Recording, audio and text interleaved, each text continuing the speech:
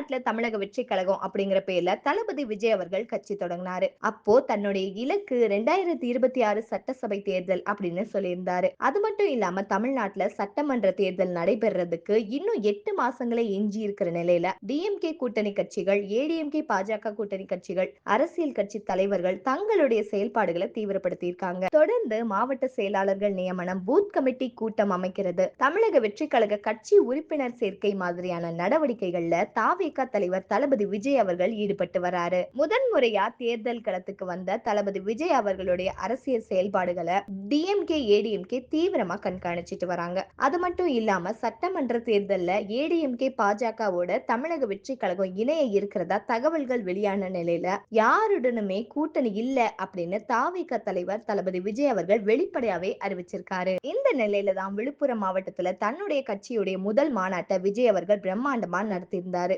இதுக்கு அடுத்து தமிழக வெற்றி கழகம் 2வது மாநாட்டை மதுரை மாவட்டத்துல நடத்த இருக்கிறதா தகவல்கள் வெளியாச்சு. இதுக்கடுத்து ஜூலை 14ஆம் தேதி மதுரை டு தூத்துக்குடி தேசிய நெடுஞ்சாலையில அமைஞ்சிருக்கிற பாரபத்தி அப்படிங்கிற பகுதியில தாவேகா 2வது மாநில மாநாடு வர்ற ஆகஸ்ட் 25ஆம் தேதி நடக்கும் அப்படின்னு அந்த கட்சியுடைய பொதுச் செயலாளர் ஆனந்த் அவர்கள் அறிவிச்சிருந்தாரு. அதை தொடர்ந்து பாரபத்தி பகுதியில மாநாட்டுக்கான பூமி பூஜையும் நடத்தப்பட்டுச்சு. இந்த மாநாட்டுக்கு அனுமதி வழங்க கோரியும் பாதுகாப்பு அளிக்க கோரியும் மதுரை மாவட்ட காவல் ஆணையர் அரவிந்த் அவர்கள்கிட்ட தமிழக வெற்றி கழகம் கட்சி சார்புல கோரிக்கை மனு ஒண்ணு அளிக்கப்பட்டுச்சு. இதுக்கடுத்து தமிழக வெற்றி கழக பொதுச் செயலாளர் ஆனந்த் அவர்கள் மதுரை காவல் கண்காணிப்பாளரை சந்திச்சு பேசினாரு. வர்ற ஆகஸ்ட் 27ஆம் தேதி விநாயகர் சதுர்த்தி கொண்டாடப்பட இருக்கு.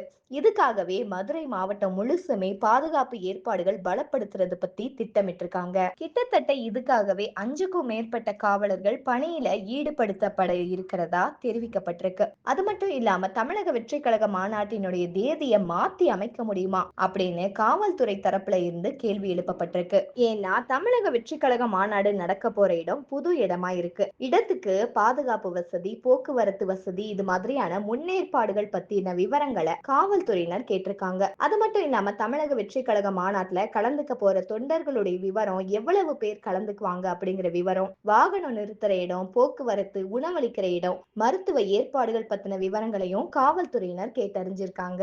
இந்த மாதிரியான லேட்டஸ்ட் தாவேகா அப்டேட்ஸ்லாம் உடனுக்குடனே தெரிஞ்சுக்கணும்னா மறக்காம நம்ம சேனல் சப்ஸ்கிரைப் பண்ணி ஷேர் பண்ணுங்க. பாய். தேங்க்யூ.